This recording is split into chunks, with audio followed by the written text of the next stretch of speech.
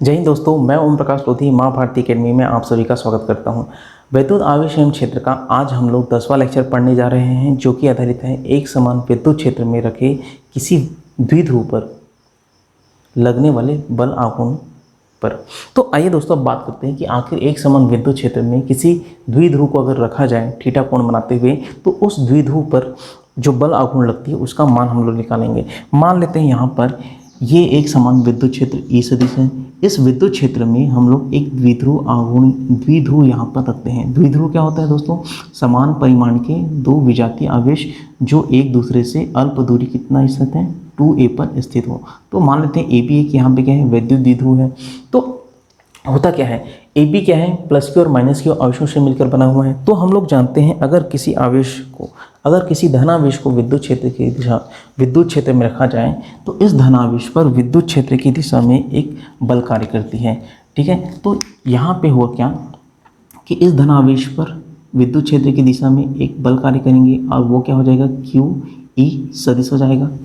ठीक है, अच्छा, इसी तरह माइनस क्यू आवेश को अगर विद्युत क्षेत्र में रखा जाए दोस्तों, तो उस ऋणावेश पर विद्युत क्षेत्र की विपरीत दिशा में एक बल कार्य करती है, वो क्या हो जाती है, माइनस क्यू ई सदिश हो जाती है। अच्छा, यहाँ पर अगर मैं बात करूँ दोस्तों, दोनों आवेश जो है प्लस क्यू आवेश और माइनस क्यू आवेश जो किसी द्विध्रुव पर स्थित हैं, वो दोनों आवेश एक दूसरे से कुछ दूरी पर स्थित हैं। ठीक है, अगर ये कुछ दूरी पर स्थित हैं और यहाँ पर देखने से पता चलता है कि दोनों बलों की जो क्रिया रेखाएं हैं एक ही रेखा के अनुदिश नहीं है और ना ही किसी एक बिंदु पर आरोपित हो रही है। तो यहाँ पर जो लगने वाला जो बल है ना, कुल बल देखो दोस्तों, यहाँ पे अगर मैं कुल बल की बात करूँ, एफ नेट की बात करूँ, तो यहाँ पर कितनी है, 0 है। क्यों? क्योंकि जितनी मात्रा में बल इधर लग रही है उतनी ही मात्रा में बल विपरीत दिशा में भी लग रही है।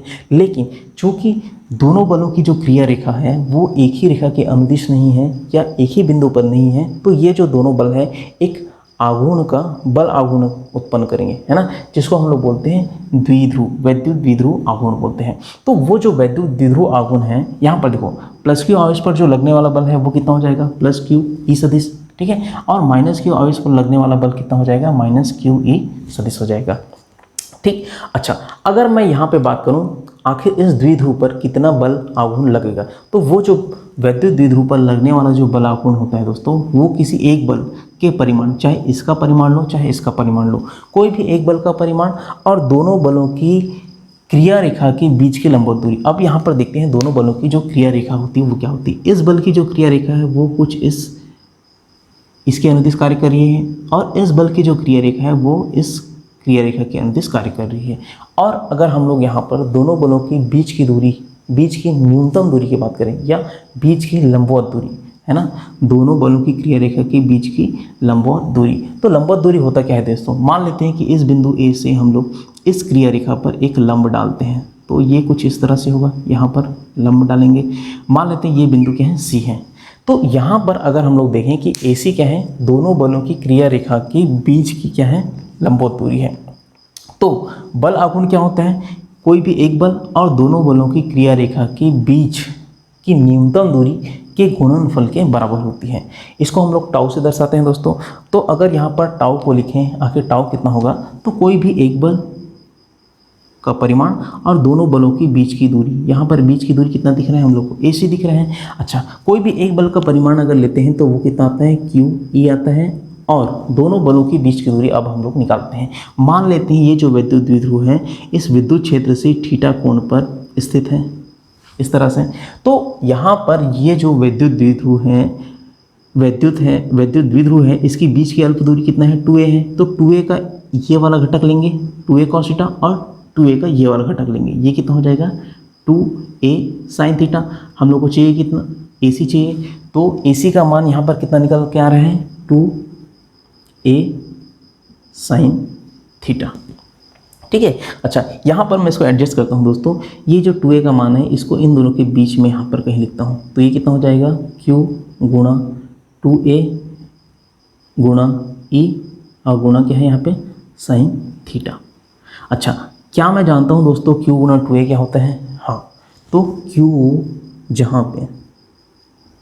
जहाँ q गुणा 2a बराबर क्या है, p है, इसको हम लोग क्या बोलते हैं, विद्युत द्विध्रुव आघूर्ण, तो वैद्युत द्विध्रुव आघूर्ण बोलते हैं इसको। तो अतः या इसलिए टाउ का मान कितना हो जाएगा, पी ई साइन थीटा हो जाएगा, पी ई साइन थीटा हो जाएगा। सदिश रूप में अगर लिखूं, सदिश रूप में, तो सदिश रूप में अगर इसको लिखूं दोस्तों, तो ये होता है टाउ सदिश बराबर पी सदिश क्रॉस ई सदिश। मतलब पी सदिश और ई सदिश का यहाँ पर कैसा गुणनफल होता है, सदिश गुणनफल होता है।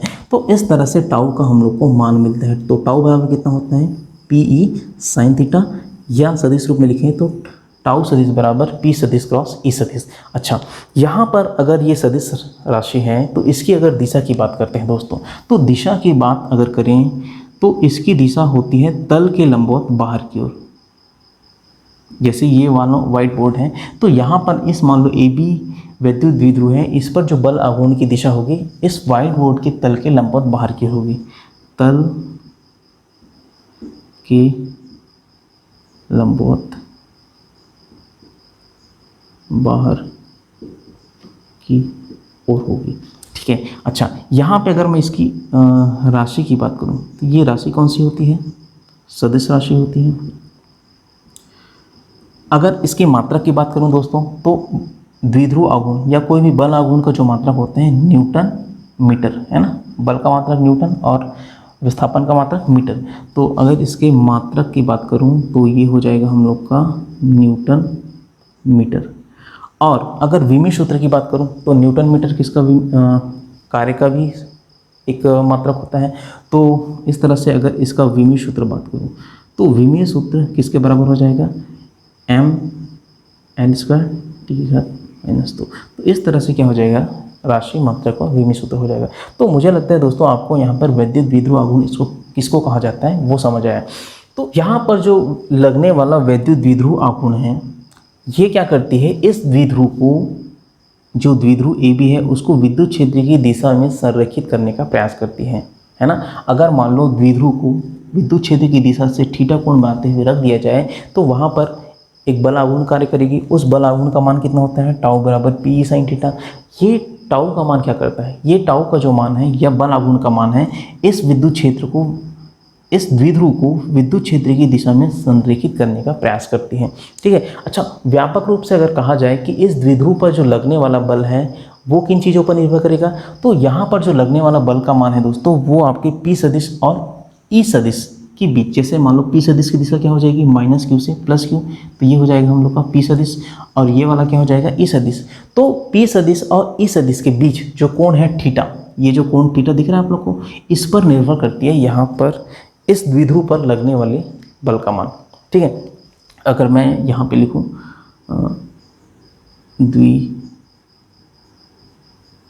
इसको मिटा देता हूँ दोस्तों। ठीक है, ये चीज़ मैं यहाँ पर रख कर रहा हूँ,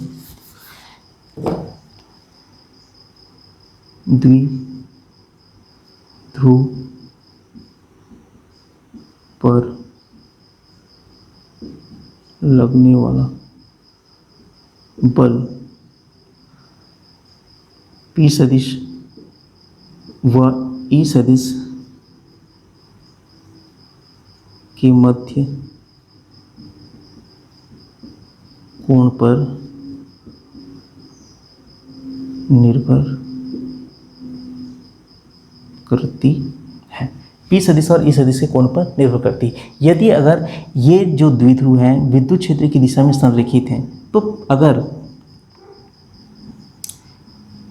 पी सदिश व ई सदिश समांतर है, पहला अगर लेते हैं, अगर पी सदिश व ई सदिश क्या है, समांतर है, तो अगर ये दोनों एक दूसरे के समांतर हैं दोस्तों, तो यहाँ पर विद्युत द्विध्रुव पर जो लगने वाला बल है उस बल का मान कितना होगा, न्यूनतम होगा। कैसे होगा, न्यूनतम होगा। यदि पी सदिश व ई सदिश समांतर हो तो उस द्विध्रुव पर लगने वाला बल क्या होगा, न्यूनतम होगा।